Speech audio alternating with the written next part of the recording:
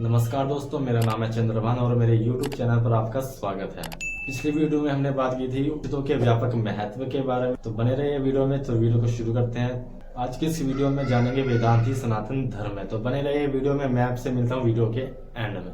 यूं तो हिंदू समाज ना जाने कितनी छोटी बड़ी धार्मिक पुस्तकों को मान्यता देता है। उन सब पुस्तकों में किसी सीमा तक सत्य व सौंदर्य है, पर वेदों के समक्ष वे तमाम पुस्तकें पारधारिक और अप्रधान है। स्पष्ट परिभाषा है कि आस्तिक वो है जो वेदों को मानता हो। एक सनातनी यदि किसी भी पुराण, इतिहास, ग्रंथ, स्मृति आदि में आस्था ना भी रखता हो तो भी वो आस्तिक ही माना जाएगा। यदि वह वेदों में आस्था रखता है, परंतु कोई व्यक्ति यदि स्मृति और पुराणों आदि में विश्वास रखता हो पर वेदों की और उदासीन हो तो वो नास्तिक माना जाएगा। नास्तिकता की कसौटी मात्र वेद है।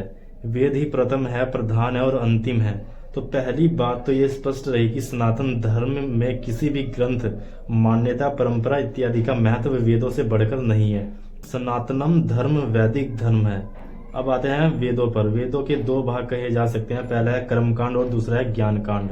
कर्म कांड के मुख्यतः प्रकृति के तत्वों की उपासना आदि है, जिसका लक्ष्य सांसारिक सुख व समृद्धि प्राप्त करना है। देवताओं की प्रशंसा में मंत्र व उसकी उपासना और यज्ञ आदि की विधियां ही कर्मकांड का विषय है।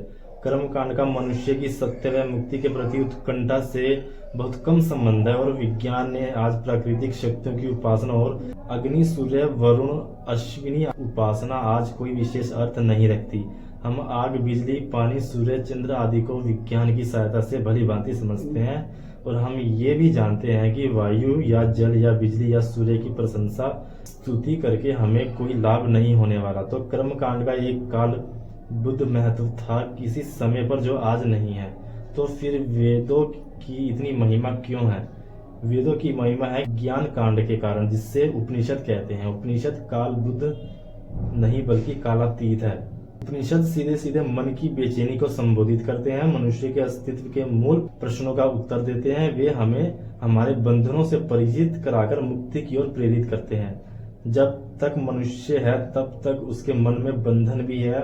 जब तक मनुष्य है तब तक उपनिषद आवश्यक अंशिक रहेंगे। उपनिषदों को ही तो आज वेदों का अर्थ वेदांत से ही लगाया जाना चाहिए। तो जब हम कहते हैं कि सनातन धर्म की केंद्रीय पुस्तक वेद है, तो उसको ऐसे पढ़ा जाना चाहिए कि सनातन धर्म की केंद्रीय पुस्तक वेदांत है।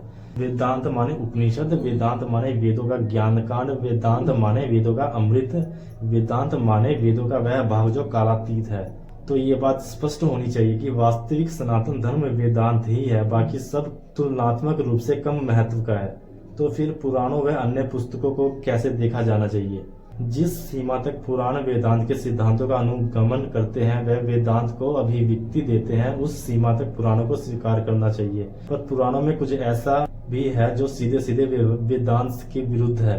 पुराणों व अन्य पुस्तकों के ऐसे सभी भागों को पूरी तरह अस्वीकार कर देना चाहिए जो वेदांत के प्रकाश में असंगत दिखाई देते हैं और जो वेदांत की सीख के विरुद्ध हो। सत्य दो नहीं हो सकते। कोई भी धर्म दो या 10,000 विरोधी सत्यों को यदि एक साथ लेकर चलेगा तो वो बलहीन और विक्षिप्त सा ही रहेगा। उपनिषदों के अर्थ विद्वानों द्वारा कुछ अलग अलग तरीकों से किए जा सकते हैं, जैसे कि अद्वैत, द्वैत, द्वैत, वशिष्ठ, अद्वैत आदि। लेकिन फिर भी सभी विद्वान एकदम एक मत है वेदांत के मूल सिद्धांतों के विषय में। समकालीन हिंदू धर्म के तौर तरीके, अधिकांशतः प्रथाएं, मान्यताएं, विधि विधान और तीज त्योहार वेदांत से बिल्कुल भी मेल नहीं खाते।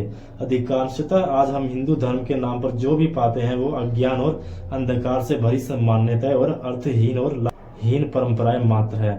और यही मूल कारण है कि सनातन समुदाय की तेजस्वीहीन संकुचन का।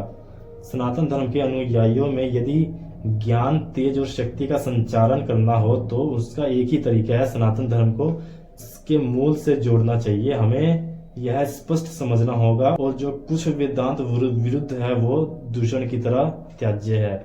वेद कम से कम 4 से 5,000 वर्ष पुराने हैं, और भारत देश अफगानिस्तान से लेकर बर्मा तक और कश्मीर से कन्याकुमारी तक विस्तृत है। इतने बड़े क्षेत्रफल के इतने लंबे इतिहास में इसकी सीमाएं सदा खुली रही है, और तमाम तरह के विदेशी प्रभाव भी इस पर पड़ते रहे हैं। स्पष्ट ही है कि सनातन धर्म के प्रामाणिक मर्म पर समय की धूल की असंख्य परतें जम गई हैं। धूल की इन परतों के नीचे वास्तविक सनातन धर्म कहीं खो सा गया है। आज धर्म को पुनर्जीवित की जरूरत है ताकि धर्म हमारा पुनः शुद्ध हो सके। समय और बाहरी प्रभाव की धूल इतनी जम गई है कि धर्म को स्नान की आवश्यकता पड़ गई है। उम्मीद करता हूँ दोस्तों आपकी इस वीडियो में बहुत कुछ समझने को मिला होगा। मैं आपसे मिलता हूँ नेक्स्ट वीडियो में, तब तक के लिए जय हिंद, नमस्कार।